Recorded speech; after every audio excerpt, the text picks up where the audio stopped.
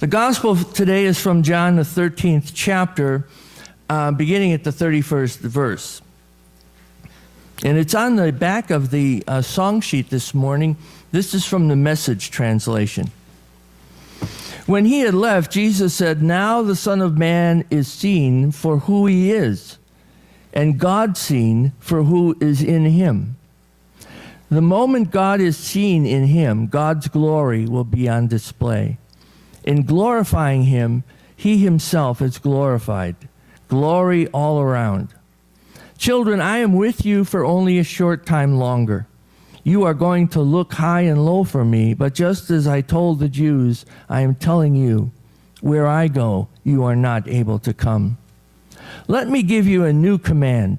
Love one another. In the same way I loved you, you love one another. This is how everyone will recognize that you are my disciples, when they see the love you have for each other." Here ends the lesson.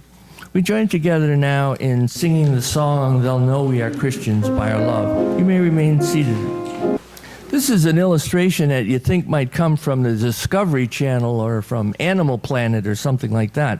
It's about the Japanese monkey. This monkey has been observed in the world for a period of over 30 years. More than that, because in 1952, on the island of Koshima, scientists were providing monkeys with sweet potatoes dropped in the sand. The monkeys liked the taste of the raw sweet potatoes, but they found the dirt unpleasant. An 18-month-old female named Imo found she could solve the problem by washing the potatoes in a nearby stream. She taught this trick to her mother. Her playmates also learned this new way, and they taught their mothers too. This cultural innovation was gradually picked up by various monkeys before the eyes of the scientists who were studying them. And so, in a period of 6 years, all the young monkeys learned to wash the sandy sweet potatoes to make them more palatable. Only the adults who imitated their children learned this social improvement. Other adults kept eating the dirty sweet potatoes. Then something startling took place.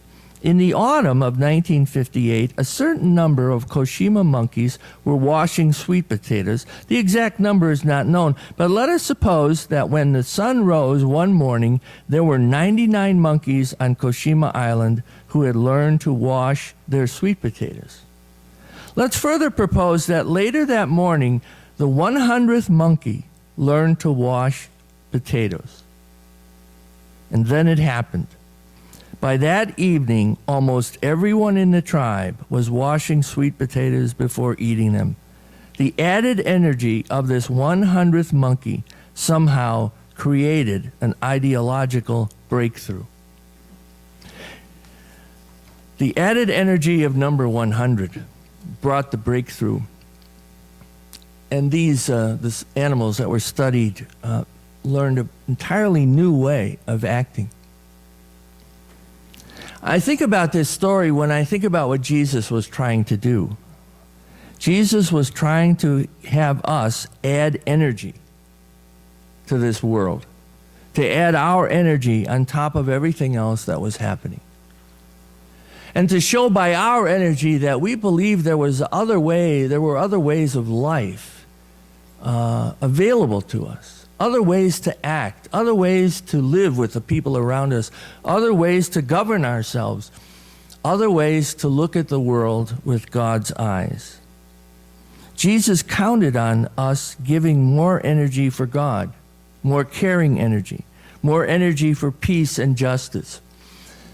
When you think about the energy, and that means resources and lives and strength and all these other things, think about the energy we have spent on war.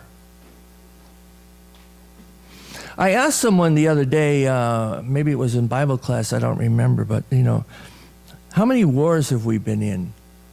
And when you look at it and then you add the years to it, there's been very few years of peace in the United States. And we are always willing to say we are the most advanced country. We are the country that really understands how to have a good life. And yet we are constantly at war. Of course, we would say the wars are always the other fault of someone else, aren't they? We're the ones who understand, and so obviously when the other people don't understand, we have to go to war. And then people will learn from us, and there won't be any more wars. What a ridiculous thought that is. Remember, World War I was the war to end all wars.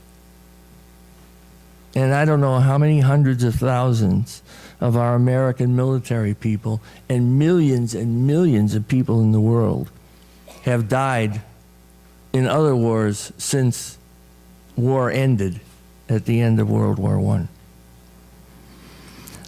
In fact, the opposite of adding our energy for God is almost the opposite is true in our world today. And that we largely depend on being separate, I think. You know, we like to be separate. We like to be special. We like to have certain things that tell us that we are separate from those others. People I know that have traveled around the world come home and look at everything differently. Someone I knew was down in Haiti recently and came back and was astounded about how we talk to one another when we haven't had that experience. What we think is important, how much we have in comparison to people there who have nothing. And the willingness to open ourselves to that is sometimes difficult for us to take because we like what we have. And most of all, let's face it, we like to be comfortable.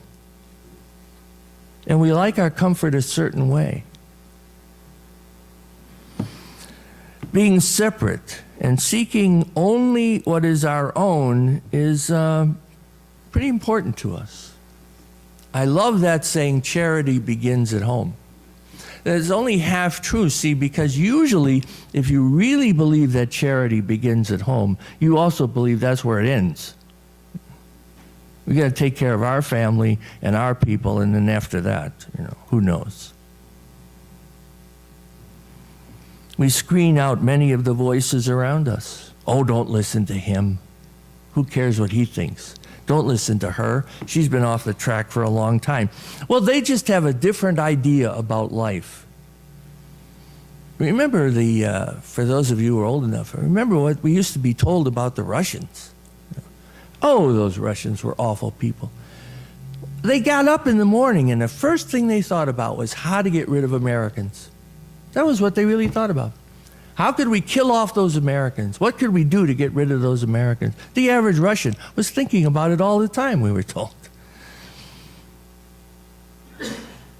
And then all of a sudden, the Soviet Union disappeared.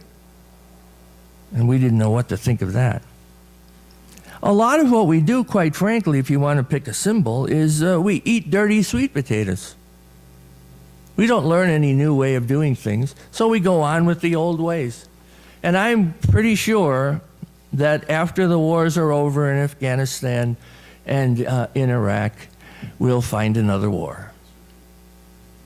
And so little Sean, who was born, and little Clark, who was recently born, and little Cameron, who had to go downstairs with his mother, they'll be suiting up if we don't learn how to wash those sweet potatoes and have a better life.